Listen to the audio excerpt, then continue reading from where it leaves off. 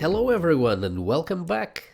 In this lesson we're going to go over some interesting properties of hashing functions that make them really useful for storing passwords in a database. Let's also see how can we take the output of the hashing process and use it to verify if a user should be logged in or not, meaning does the user really know the correct password? So going back to our demo program, let's have a look at some of the most interesting properties of hashing functions. So if we run this program multiple times, we will always have the same result. So hashing is not encryption. With encryption, you would always get a slightly different result that you could then reverse by using an encryption key. This is not the case here. There is no key and there is no way of reversing a hash. That's one of the first properties that we will mention about hashing functions. They are irreversible. Given an output, like this string here, there is no way for the attacker to create a function that is the inverse of the hash, meaning a function that would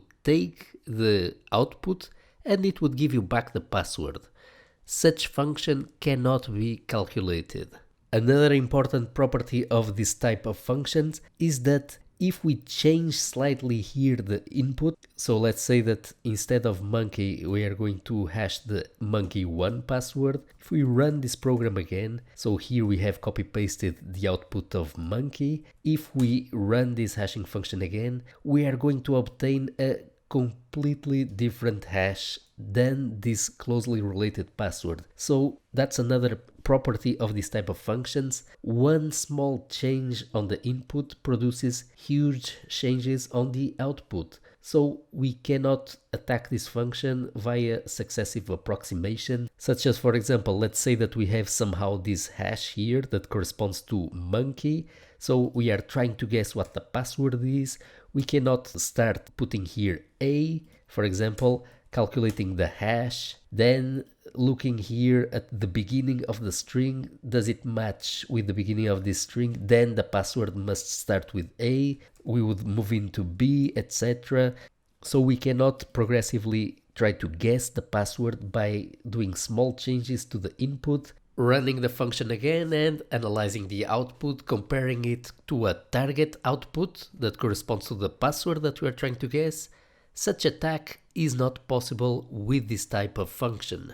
There is no relation between the beginning of the password and the beginning of the hash, and actually even if we would change only one input unit of the hashing function, even if we would just change a single bit, that on average is going to cause the output bits to switch by 50%. So one change of an input unit is going to create, in average, half of the output to change. This means that the function is invulnerable to this type of progressive approximation attacks. That's one of the characteristics that makes it irreversible. Another interesting property is that there is an astronomically low probability of collision between two passwords. So there is a very large number of passwords depending on the number of characters that we accept on the input, but the probability that two passwords to give origin to the same hash is astronomically low.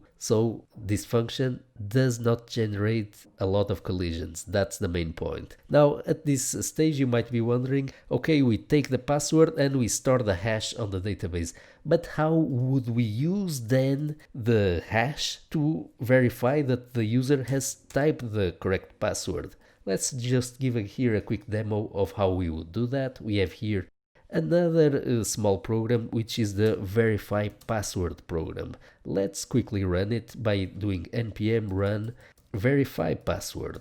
So while this runs, let's quickly review the program. So again, we are using the crypto module. We already had here a hash that was stored in the database associated to a particular user. We just received the password from the login screen. So all that we have to do to verify if the password is correct is to take the password that we received, hash it, and compare it with the hash that we had stored on the database. If the two things match, then it's the right password and we can log in the user successfully. We have introduced a lot of concepts in this section, so let's summarize. We are trying to avoid at all costs to store the password directly on the database, because if that gets stolen, the same password was used in other sites, so that would be very impactful for the user. To avoid that, we are going to store on the database a representation of the password that can be reproduced each time. Taking the password as input, we are always going to produce a certain output and store it on the database. We want that process to be irreversible, so that if somebody steals these digests that are on the database, they will not be able to get back to the password. They cannot reverse the process. This means that if somebody steals your passwords stored in this form on the database, not only they don't have the password of the user, but at this point they would not be able to log in on behalf of the user, because the input screen takes the password and the attacker still doesn't have it. So it's already a great level of defense against a lot of things that might go wrong. But this is not sufficient. We're going to find out how this irreversible hashing function can be attacked. And it's attackable in a very simple way. We're going to learn about dictionary attacks in the next few lessons.